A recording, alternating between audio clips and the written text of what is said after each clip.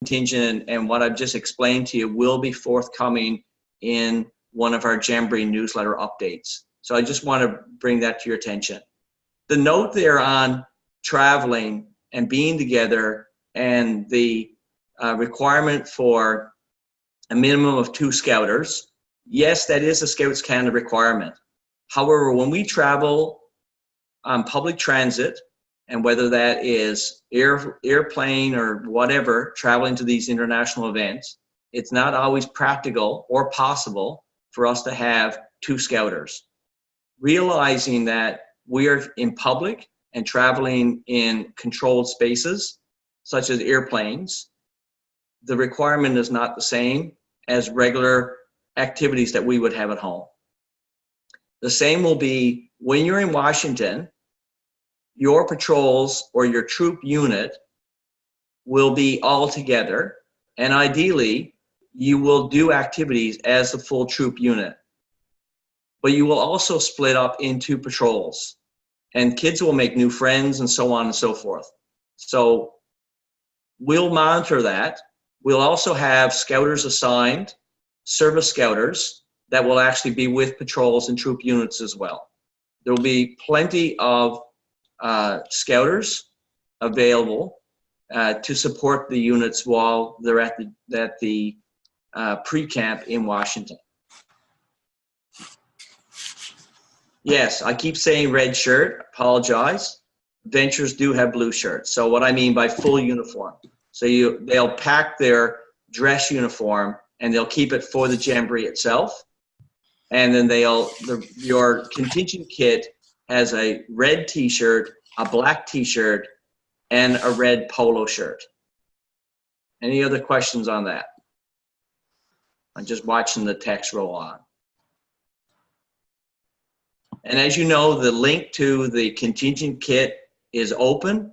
It'll be open until January. The close date for it will be announced very shortly, or when it's going to close. And you'll order your sizes for your kit and then have the ability to purchase extra things that you may want. Black versus red shirts, was there a reason? Does it matter? Really doesn't. We would prefer for the travel that we're going to travel all in red. That would be the preference. But we as a CMT will discuss that. And I see Barry is nodding his head, but we can take that offline and discuss it. I would prefer that we're going to travel in red and white as for Canada. Reason we picked black, there was just the way we designed the logo and everything this time and what we had prepared. We just want to do a different color, that's all.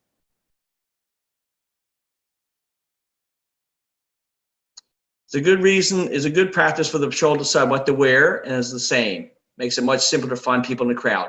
Yes, absolutely, and Chris is right. I've had that experience myself, both in changing trains in London, using the underground. It's very helpful if everybody has the same shirt.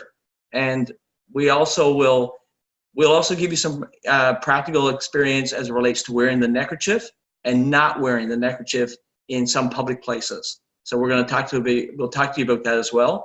And some of that will be some housekeeping that we'll do when we arrive in Washington.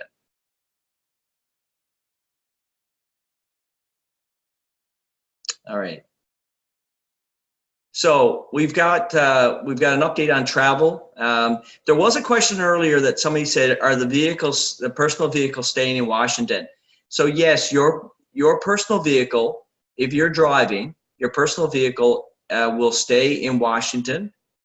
There's a parking fee per day, but weekends are free, and that is in the FAQ, which is on the website. We have to travel from Washington all together as a Jamboree on coaches. You can't drive to the Jamboree. So we have to arrive as a contingent, complete. And so if you're driving to Washington, you will leave your vehicle in parking by the university. All right. So Chris, I think we can I think for now, I think that covers that part of it. I think we can probably move on and talk about travel and flights. And so so Andrea McMullen is our travel coordinator. And so Andrea, if you're still online, if you want to come in and you can give us an update on where we are. Okay. There we are. Hi, everybody. Just a bit of an update on. Can you hear me? Yeah, just broke up a little bit. Okay.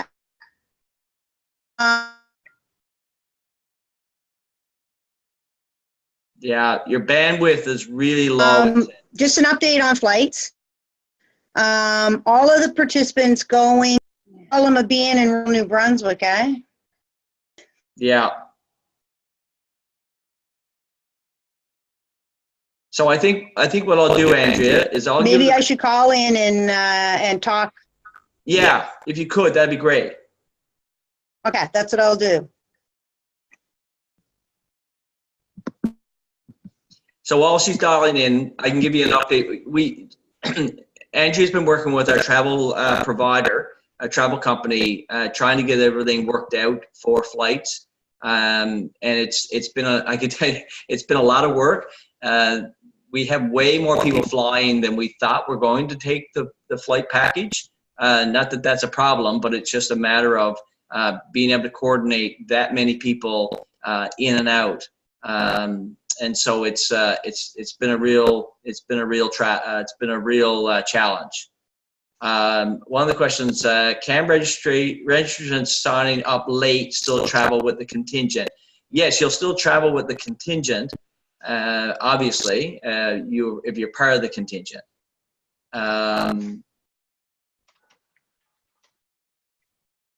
And Andrea will have to tell you a little bit if you're taking the flight package, that at this date that might be a problem for us, but it depends on what city you're coming from.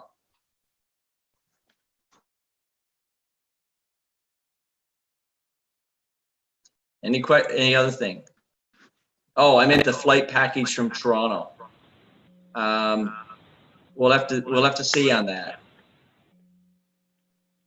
Okay, I'm on the call now. Okay, I'm on. There we go. I just had to mute my speaker there. So we have pretty much everybody booked now. Arrival in Washington will vary. As I mute this volume. We'll have some people arriving as early as about 10 o'clock in the morning. And unfortunately, we have people arriving right up until almost midnight that night. Getting coordination with everybody across Canada to get about 400 people flown in has put great tax on the airline carriers going into that area as well as returning. So it's been, as Doug said, a little bit of a challenge doing that, but we have everybody booked now, and so flights are all secure, and we'll have tickets going out probably a month or two prior to departure, just so that everybody gets a better idea of when they'll be arriving and they can make plans a little bit that way. I see some questions coming through with, can registrants sign up late, still travel with the contingent? That's really going to be based on flight availability. Believe it or not, we've already had some flights for the return trip sold out, where we've had to move people around and split the patrol or split the group traveling back into one city out between two flights. There's great pressure because there are, of course, other groups that are traveling back into Canada following the Jamboree also. So we are doing the best that we can to keep all of the patrol units together, but there is some cities where they are split between two different airlines in order to be able to get them into Washington.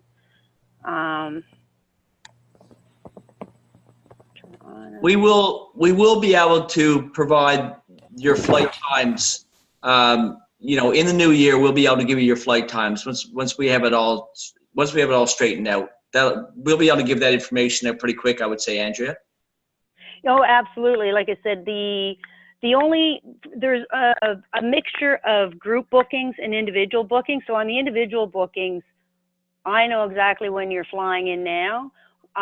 For the group bookings, we haven't assigned particular names to particular flights because I'm just waiting for the patrol unit list to come so that I can put patrols on the same flights as much as possible together. Those can be done right up until the first part of May. But definitely by the first of the year, we want to try to have all of that done and have the flight information sent out to everybody so that they know exactly when they'll be arriving. And departing, because departing is another part of that trip. So Matt's question, patrols are being booked together. Matt, where possible, yes, patrols are booked together. There are some flights where patrols could be split up, especially if we've got patrols of 17 or 24 or whatever. We got larger groups, and it's just not possible.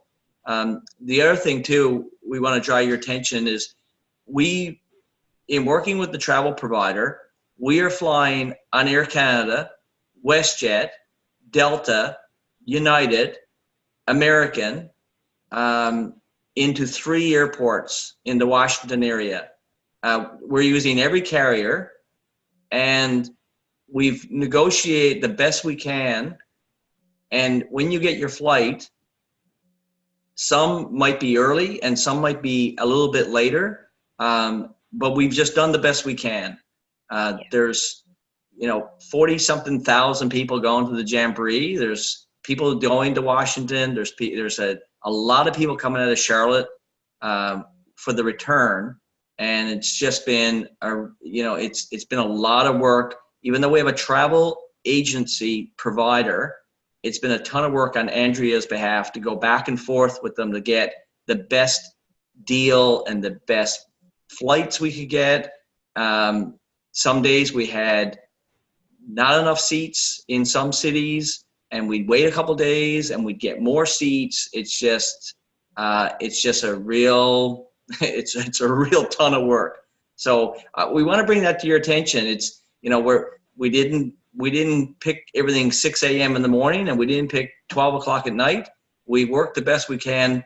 We wanted everybody to Washington by supper time, and we've achieved the majority will be there for supper and the ice cream social. And at the end of the day, that's the best that we're going to be able to do. So I see the questions on patrol units traveling together, and as Doug said, as much as possible, we will. The issue is at this stage is I don't know what a patrol is as we've booked the tickets. So I can't really tell you whether a patrol is together or not. We have booked everybody as much as possible on the same flight, leaving the same city. Toronto is, of course, our largest departure. We've got about 180 people flying from Toronto, and that's the majority of that is on group bookings where we can assign the names right up until May, and we will be doing our best to put patrol units together from that area. But when we're getting into areas of Calgary and Edmonton and Regina and Winnipeg, sometimes those are smaller groups. We have as smaller groups as 3 people. So they're not traveling as a patrol because there are 3 people traveling together. And it's not like when we went to Japan where we could fly everybody into Toronto because everybody is on Air Canada flying down. As Doug said, we're using every carrier available to us. And so that's why we have service scouters that will be meeting everybody at the airports in Washington to make sure that there are youth flying alone that do not have an adult flying with them, that there will be somebody at the airport to kind of get them together until they have perhaps an adult join with them, or then a service scouter will escort them back to the university so that we don't have youth traveling by themselves. Exactly. So you'll be met at one of the 3 airports. The service scouters using public transit. You will make your way to University of Maryland for check-in. and almost like a guide, if you will. Service Scouts will then work with your patrols and your troop units to support you for your duration of your stay in Washington. Somebody's asking, how big is our group? How big is the contingent? The contingent, including ISTs, is approximately 720. And we're out of the 720, we will have approximately 550 in Washington. See the question about New Brunswick, about the flight package? Yes, you are flying out of Moncton, not out of Fredericton, because we've got scouts from Fredericton and St. John flying the flight packages out of Moncton. And Moncton was the gateway city. We only had so many gateway cities based on the fare rate that we have in the Jamboree fee, and so we had to list it based on certain cities across Canada, and it's the same list of cities that we use for WJ15 for Japan.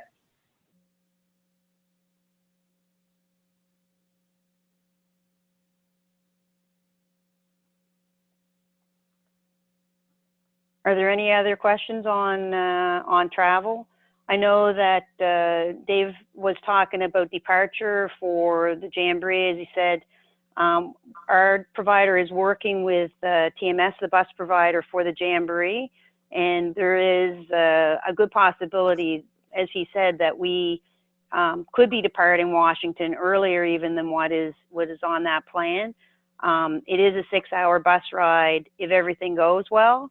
So even getting out at 9 is going to be putting us arriving at the Jamboree fairly late in the afternoon. So we're hoping to even possibly get a little bit of an earlier departure from Washington than that.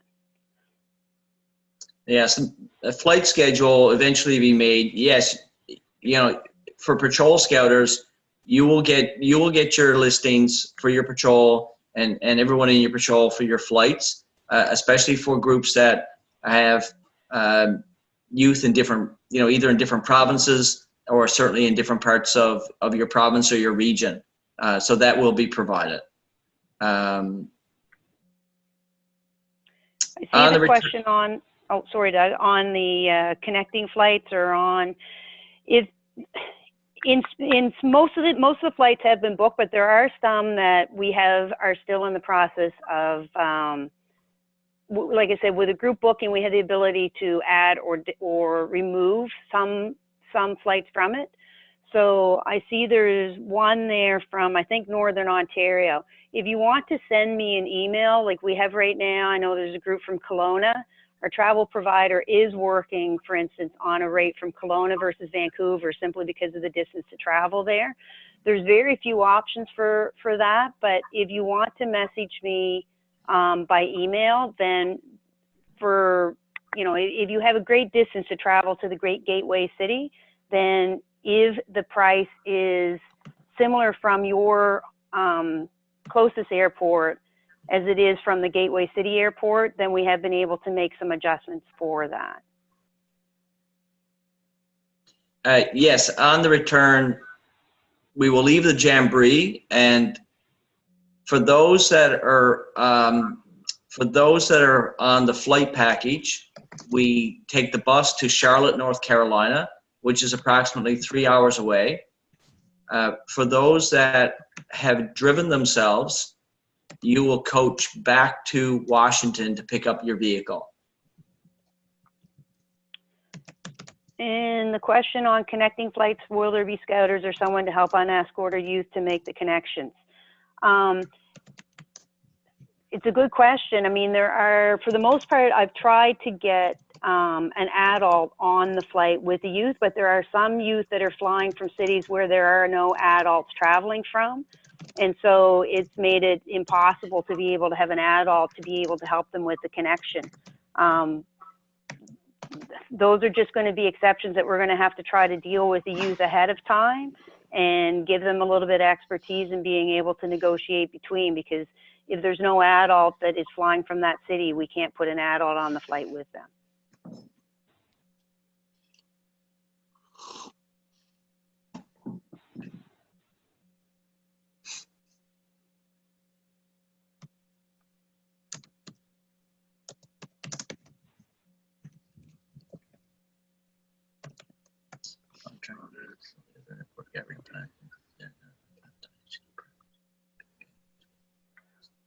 Victor, I see you got a question. There's volunteering to pull together an airport gathering plan to, can you maybe explain what your question is on that, I guess?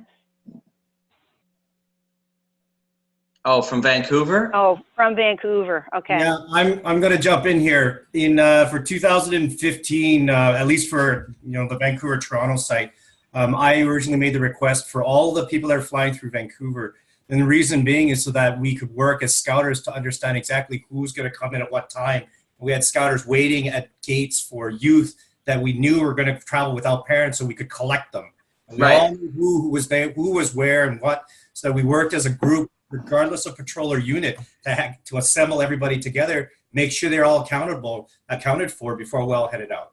My thought is, and it doesn't have to be everybody, but my thought is that some of us could work, if we can be provided that information, to work out the logic, just try to figure out when can we have scouters waiting for not only their patrol, but a couple more coming from here, gathering in this airport before they all head off over there. Wouldn't it be good for them to know that there could be 2 more joining and be on the same flight for the next jump? And work on that to, again, try to keep all of our youth safe. I'm volunteering to pull it together because I remember we did this, and I remember we did this for 15. So yeah, once we determine if you're flying, I'm just trying to remember the logic. If we're coming from east, I think the connection point is Montreal, isn't it, Andrea? It is, but because we're on, I would say that probably 80% of people are on American carriers. And so they're not flying through Toronto, they're not flying through Montreal, they're flying through Denver, Phoenix, Philadelphia, JFK, Atlanta. We're flying through Chicago, through a variety of US cities. So it's not like when we went to Japan where everybody was kind of either hitting in Toronto or Montreal and going out that way. We're in cities all over the US for our connecting flights. Oh, but we will share the information because we do, in some cases, we do have, larger groups going, to one place. So like, for instance, in the East, most of those youth are going to connect through Montreal. But again, in most cases, there is an adult traveling on the flight. And we can identify the ones that don't have an adult. And if need be, then, we'll just have to do an escort or something. We'll have to figure that out. Yeah, and there are very few where there's not an adult that would be there for the connection. And in some cities, for instance, there could be 66 scouts on the same flight with all the same connection. There are some very large group bookings that we have that will keep the majority of people together, but there are just some smaller groups where there's just not any adults that are flying from that city.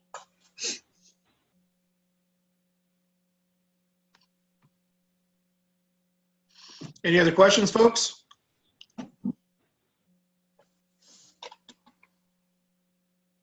Going once, going twice. Thank you, Doug, and thank you, Andrea, for all of the information you provided. I'm sure there'll be a lot more information on travel as things roll out. And Victor, your point's well taken. We want to make sure that the youth are safe. So there will be opportunity to look and figure out how to get that sorted out. So thanks, everyone. Victor, I think I'm just going to end this recording and start a new one. So Victor, you're up next. So just give me a sec here.